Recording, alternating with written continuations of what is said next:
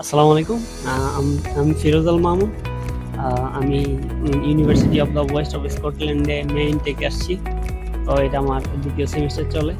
আমি MSc in information technology with project management কোর্সে এখানে এনরোল হয়েছি।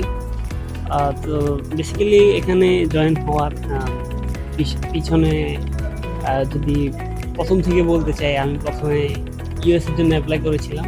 সেখান থেকে একটা ভিসা রিজেকশন আসার পরে আমি বলা যায় হতাশার ভিতর দিয়ে যাচ্ছিলাম। তারপরে আমি এক বড় ভাইয়ের মাধ্যমে university of the west of Scotland সম্পর্কে জানি এবং তাদের টিউশন ফি দেখলাম যে অনেক কম। এবং যে মডিউলটা ইনফরমেশন টেকনোলজি প্রজেক্ট ম্যানেজমেন্ট, এটা দেখার পরে আমি ভাবলাম যে এখানে অ্যাপ্লিকেশন করবো।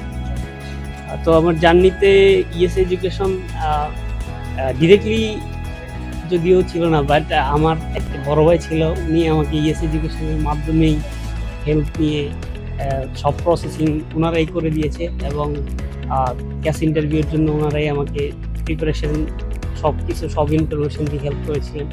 এবং আমাদের ইসমাইল মিয়াজি স্যার ছিল, উনি অনেক হেল্পফুল। উনি আমাদের অনেক হেল্প করেছে এই প্রিপারেশন নেওয়ার জন্য, এবং ইউকেবিআই ইন্টারভিউর জন্য ওনারা হেল্প করেছিল।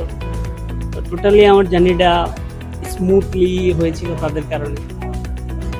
যাক, আমরা অনেকেই আছি এখানে।